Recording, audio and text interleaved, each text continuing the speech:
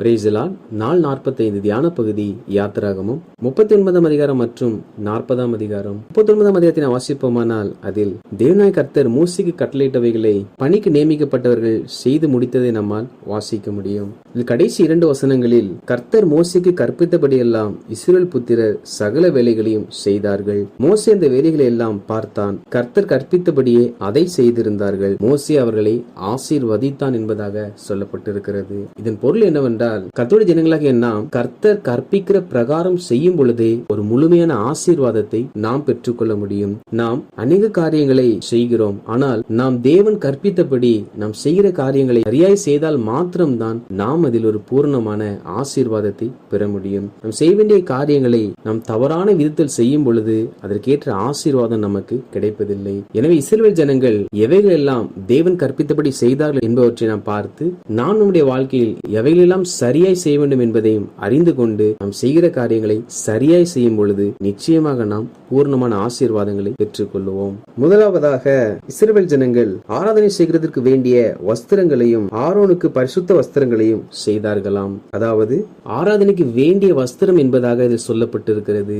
எதை காண்பிக்கிறது என்றால், நாம் எதற்கு வஸ்திரம் உடுத்துகிறோம் என்றால் நம்முடைய மானம் காக்கப்பட வேண்டும் என்பதற்காக. அப்படி என்றால் தேவாதி தேவனுக்கு முன்பாக நம் மானம் காணப்படாதபடிக்கு நாம் பரிசுத்த வஸ்திரம் உடுத்துகிறவர்களாக காணப்பட வேண்டும். நாம் ஒரு பாவியை தேவ சமூகத்தில் போய் நின்று நாம் அவரை ஆராதிக்கும் பொழுது அவர் நம் ஆராதனையை ஏற்றுக்கொள்ள மாட்டார். அவர் நம்மை பாவி என்றுதான் பார்ப்பார். காரணம், நமக்குள் பாவம், அசுத்தம், மீறுதல், முறைகேடு காணப்படும். எனவே தேவ சமூகத்தில் நாம் துன்மார்க்கராக, பாவிகளாக, அசுத்தமுள்ளவர்களாக இராதபடிக்கு கர்த்தருடைய ஜனங்களாகிய நாம் எப்பொழுதும் பரிசுத்தத்தை வஸ்திரமாக உடுத்தினவர்களாக காணப்பட வேண்டும். மேலும் அவர்கள் என்ன செய்தார்கள் என்றால், ஏபோத்தை பொன்னினாலும் இளநீல நூலாலும் இரத்தாம்பர நூலாலும் சிவப்பு நூலாலும் திரித்த மெல்லிய பஞ்சு நூலாலும் செய்தார்களாம். இந்த 5 பொருட்களும் நம்மில் காணப்பட வேண்டிய 5 தன்மைகளை, குணாதிசயங்களை குறிக்கிறது. பொன் என்பது பரிசுத்தத்தையும், இளநீல நூல் என்பது மறுமையின் மேலுள்ள நம்பிக்கையையும், இரத்தாம்பர நூல் என்பது நல்ல குணாதிசயத்தையும், சிவப்பு நூல் என்பது இயேசுவின் இரத்தத்தினால் பாவம் சுத்திகரிக்கப்படுதலையும், பஞ்சு நூல் என்பது உண்மையையும் எளிமையும் காண்பிக்கிறது. இந்த குணாதிசயங்கள் நம்மிடத்தில் காணப்படும் பொழுது நாம் கர்த்தர் நோக்கி ஜெபிப்போமானால் நிச்சயமாக கர்த்தர் நம்மோடு பேசுகிற தெய்வமாய் இருக்கிறார். மேலும் அவர் என்ன செய்தார்கள் என்றால், ஏபோத்தின் 2 தோள்களின் மேலுள்ள அதன் 2 முனைகளையும் சேர்த்தார்கள். அது ஒன்றாய் இணைக்கப்பட்டிருந்ததாம். கர்த்தருடைய ஜனங்களாகிய நாம் இணைக்கப்பட்டவர்களாய் காணப்பட வேண்டும். முதலாவது நாம் தேவனோடு இணைக்கப்பட வேண்டும். தேவனுடைய ஆசீர்வாதங்களை பெற்றுக்கொள்ள விரும்புகிற நாம் தேவனோடு இணைக்கப்படாவிட்டால் ஒரு நாளும் தேவன் தருகிற ஆசீர்வாதத்தை பூர்ணமாய் பெற்றுக்கொள்ள முடியாது. எனவே நாம் ஒவ்வொரு நாளும் தேவனோடு கூட இணைக்கப்பட்டவர்களாக காணப்பட வேண்டும். இரண்டாவதாக, திருமணமான ஒவ்வொரு ஆண்களும் தேவன் தங்களுக்கு கொடுத்த மனைவியோடு கூட, ஒவ்வொரு மனைவிகளும் தேவன் தங்களுக்கு கொடுத்த கணவரோடு கூட இணைக்கப்பட்டவர்களாய் காணப்பட வேண்டும். அப்பொழுதுதான் தேவன் தருகிற ஆசீர்வாதங்களை பெற்றுக்கொள்ள முடியும். மூன்றாவதாக, தேவன் நமக்கு கொடுத்த உறவினர்களோடு கூட நாம் இணைக்கப்பட்டவர்களாய் காணப்பட வேண்டும். குடும்பம் என்று வந்தவுடன் நாம் தனித்து வாசம் பண்ணுகிறவர்களாய் இராமல் நம் உறவினர்களை நாம் விசாரிக்கிறவர்களாய் காணப்பட வேண்டும். நான்காவதாக, தேவன் நமக்கு கொடுத்த சபையோடு நாம் இணைக்கப்பட்டவர்களாய் காணப்பட வேண்டும். தேவன் கொடுத்த நல்ல ஊழியக்காரோடு கூட, சபையில் உள்ள ஒவ்வொரு விசுவாச குடும்பத்தோடு கூட நாம் நல்ல ஐக்கியம் உள்ளவர்களாய் காணப்பட வேண்டும். ஐந்தாவதாக, நம்மை சூழ இருக்கிற ஜனங்கள் நடுவே, நம் அயலகத்தார், நம் வீதியில் வாசம் பண்ணுகிறவர்கள், நம் கிராமத்தைச் சேர்ந்தவர்கள் என்று பிற ஜனங்களோடு கூட நாம் நல்ல ஐக்கியம் உள்ளவர்களாய் காணப்பட வேண்டும். இப்படி நாம் தேவனையும் சக மனிதர்களையும் நேசித்து அவரோடு ஐக்கியப்படும் பொழுது தேவன் தருகிற பூர்ணமான ஆசீர்வாதத்தை பெற்றுக்கொள்ள முடியும். மேலும் அந்த ஏபோத்தின் தோள்களின் மேல் 12 கோமேத கற்களை வெட்டி அவைகளில் இஸ்ரவேல் கோத்திரத்தினுடைய 12 பெயர்களை எழுதினார்களாம். அதுவும் ஒரே ரத்தினங்கள் அல்ல.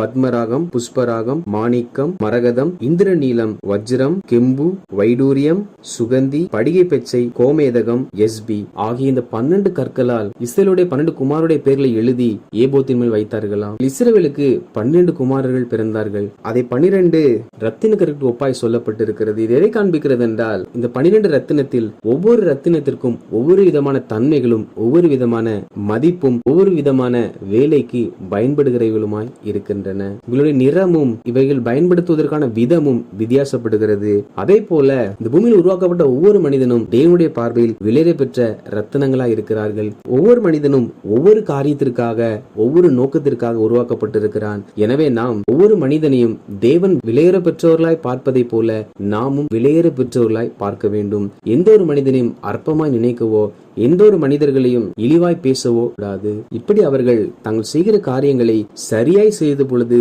தேவன் கட்டளையிட்டபடி செய்த பொழுது அவர்களுக்கு ஆசீர்வாதம் உண்டானதாம். நாமும் கூட நம்முடைய வாழ்க்கையில் எல்லாவற்றையும் நம் விருப்பப்படி செய்கிறோம் என்று செய்யாமல் ஒவ்வொன்றையும் தேவன் கற்பித்தபடி வேத வசனத்தின்படி செய்கிறவர்களாய் காணப்பட வேண்டும். அப்படி செய்யும் பொழுது நிச்சயமாய் பூர்ணமான ஆசீர்வாதத்தை பெற்றுக்கொள்வோம். 40ஆம் அதிகாரத்தை வாசிப்போமானால் இதில் கடைசி வசனத்தில் மேகம் ஆசரிப்பு கூடாரத்தின் மேல் தங்கி கர்த்தருடைய மகிமை வாசஸ்தலத்தை நிரப்பிற்று என்பதாக எழுதப்பட்டிருக்கிறது. அப்படி என்றால் இஸ்ரவேல் ஜனங்கள் என்ன செய்த நிமித்தமாக மேகம் இறங்கி தேவ மகிமை வாசஸ்தலத்தை நிரப்பினது என்பவற்றை நாம் அறிந்து கொண்டு நாமும் அவைகள் நம்முடைய வாழ்க்கையில் செய்கிற தேவ பிள்ளைகளாய் காணப்பட வேண்டும். முதலாவதாக அவர்கள் ஆசரிப்பு கூடாரத்தின் வாசஸ்தலத்தை ஸ்தாபனம் பண்ணினார்களாம். எதற்கு அதை ஸ்தாபனம் பண்ணினார்கள் என்றால் தேவனாய் கர்த்தருடைய மகிமை தங்குவதற்காக. முதலாவது தேவ மகிமை நம்மை நிரப்ப வேண்டும் என்றால் அதற்கு நாம் தேவனுடைய மகிமையை வாஞ்சிக்கிறவர்களாக, தேவனுடைய பிரசனத்தை விரும்புகிறவர்களாக காணப்பட வேண்டும். தேவன் ஒரு நாளும் தன்னை விரும்பாத, நம்முடைய பிரசனத்தை வாஞ்சிக்காத நபர்களை தன்னுடைய மகிமையாலும் பிரசனத்தினாலும் அவர் நிரப்ப மாட்டார். எனவே முதலாவது நாம் தேவ மகிமையை, தேவ பிரசனத்தை வாஞ்சிக்க வேண்டும், விரும்ப வேண்டும். இரண்டாவதாக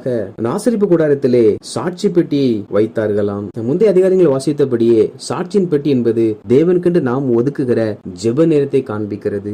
தேவ மகிமை நம்முடைய வாழ்க்கையில் ருசி பார்க்க வேண்டும் என்றால் தேவ மகிமை இறங்கி வருவதற்கு நாம் நேரங்களை செலவழிக்கிறவர்களாய் காணப்பட வேண்டும். எனவே நாம் அனுதினமும் காலையும் இரவும் தேவனுக்கென்று நேரம் ஒதுக்கி அந்த நேரத்தில் அவருடைய மகிமையில் பிரசன்னத்தில் தங்கியிருக்கும்படிக்காக நேரம் கொடுக்கிற தேவ பிள்ளைகளாய் காணப்பட வேண்டும். மூன்றாவதாக மேஜை கொண்டு வந்து அதன் மேல் கர்த்தருடைய சமூகத்தில் அப்பத்தை வரிசையாக அடுக்கி வைத்தார்களாம். அப்பம் என்பது தேவனுடைய வார்த்தையை குறிக்கிறபடினால் கர்த்தருடைய ஜனங்களாகிய நாம் ஒவ்வொரு நாளும் கர்த்தருடைய வேத வசனத்தை தேவனுக்கென்று நாம் ஒதுக்கின இந்த நேரத்தில் வாசிக்கிறவர்களாக காணப்பட வேண்டும். அதுவும் எப்படி வாசிக்க வேண்டும் என்றால் வசனம் சொல்லுகிறது கிரமமாய் வைத்து வரிசையாக அடுக்கி வைத்து என்று. நாம் ஆதியாக முதல் வெளிப்படுத்தல் வரை இருக்கிற எல்லா வசனங்களையும் தொடர்ச்சியாக வாசிக்கிறவர்களாக காணப்பட வேண்டும். கர்த்தரன் இப்படிதான் நடத்துகிறார் என்று சொல்லி முழு வேதாகத்தை வாசிக்காமல் நமக்கு விருப்பமானவர்களை நாம் வாசித்துக் கொண்டிருப்போம் என்றால் ஒரு நாளும் தேவனுடைய பார்வையில் கிரமமான ஒரு காரியமாய் காணப்படாது. எனவே நாம் ஆதியாக முதல் வெளிப்படுத்தல் வரை இருக்கிற முழு வசனங்களையும் வரிசையாய் கிரமமாய் வாசிக்கிறவர்களாய் காணப்பட வேண்டும்.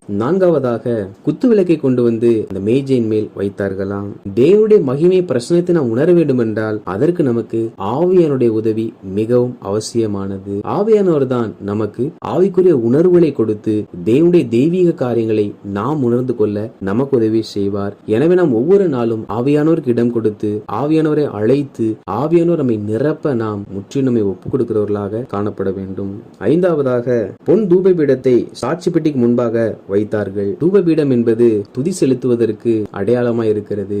தேவ பிரசன்னத்தை, தேவ மகிமை நாம் உணர வேண்டும் என்றால் நாம் அந்த தேவாதி தேவனை போற்றி புகழ்ந்து துதித்து அவருடைய நாமத்தை மகிமைப்படுத்துகிறவர்களாய் காணப்பட வேண்டும். நாம் இப்படி துதி செலுத்தும் பொழுது தேவ பிரசன்னம் நம்மை நிரப்பும், தேவன் மகிமை நம்மை மூடும். ஆறாவதாக தகன பீடத்தை வாசஸ்தலத்திற்குள் வைத்தார்களாம். அதாவது தேவனை துதிக்கிற நாம் அதே சமயத்தில் தேவனை புகழ்ந்து பாடி அவரை ஆராதிக்கிறவர்களாக காணப்பட வேண்டும். ஏழாவதாக தொட்டியை ஆசரிப்பு கூடாரத்திற்கும் பலிபீடத்திற்கும் நடுவே வைத்து அதிலே தண்ணீர் வார்த்தார்களாம். தொட்டியின் தண்ணீர் என்பது தேவனை ஆராதிப்பதற்கு முன்பாக தங்களை சுத்திகரித்துக் கொள்வதற்காகும். அப்படி என்றால் தேவனுடைய மகிமையை, தேவனுடைய பிரசனத்தை ருசி பார்க்க வேண்டும் என்றால் அதற்கு நாம் சுத்தமுள்ளவர்களாக காணப்பட வேண்டும். நம்முடைய வாழ்க்கையில் அசுத்தங்கள், பாவங்கள், தேவனுக்கு பிரியமில்லாத காரியம் இருக்கும் என்றால் அதை நம் வாழ்க்கையை விட்டு அப்புறப்படுத்தி நம்மை நாம் நிதானித்து அறிந்து மனம் திரும்பி இயேசுவின் இரத்தத்தினால் கழுவப்பட வேண்டும். அப்படி நாம் கழுவப்படும் பொழுதே கர்த்தருடைய பிரசனத்தை உணர்ந்து கொள்கிறவர்களாக காணப்பட முடியும். இப்படி இவர்கள் வாசஸ்தலத்தை உண்டு பண்ணி சாட்சி பெட்டியை வைத்து மேஜையும் மேஜையின் மேல் வைக்க வேண்டிய எல்லா பொருட்களையும் வைத்து குத்து விளக்கை வைத்து தூபபீடத்தையும் தகனபலி பீடத்தையும் தொட்டியையும் ஆசரிப்பு கூடாரத்திற்குள் வைத்தார்கள். விதமாய் அவர்கள் எல்லா வேலையும் செய்து முடித்த போது அப்பொழுது ஒரு மேகம் ஆசரிப்பு கூடாரத்தை மூடினது. கர்த்தருடைய மகிமை வாசஸ்தலத்தை நிரப்பிற்று. நாம் கூட இவ்வாறு ஒவ்வொரு நாள் நம்மை சுத்திகரித்துக் கொண்டு தெய்வ மகிமையை வாஞ்சித்து தேவ மகிமை இறங்கி வருவதற்கென்று நேரங்களை நாம் ஏற்படுத்தி கர்த்தருடைய வேத வசனத்தை கிரமமாய் வாசித்து ஆவியானுடைய கரத்தில் நம்மை முற்றிலுமாய் ஒப்புக் கொடுத்து கர்த்தரை துதித்து அவருடைய நாமத்தை நாம் மகிமைப்படுத்தி ஆராதிக்கும் பொழுது கர்த்தருடைய மகிமை நம்மை நிரப்பும், தேவ பிரசனம் நம்மை மூடும். வாசித்த அந்த அதிகாரங்களின்படி கர்த்தருடைய ஜனங்களாகிய நாம் தேவ ஆசீர்வாதங்களை பூர்ணமாய் பெறுவதற்கும் தேவனுடைய மகிமை ருசி பார்ப்பதற்கும் வாசித்த அந்த அதிகாரங்களின்படி நாம் வாழ்வோம். நிச்சயமாக தேவ ஆசீர்வாதத்தையும் தேவ மகிமையை நாம் பெற்றுக்கொள்வோம். கர்த்தர் தாமே அவருடைய பிரசனத்தினால் நம்மை நிரப்பி அவர் மகிமையினால் மூடி நம்மை ஆசீர்வதிப்பாராக. ஆமேன்.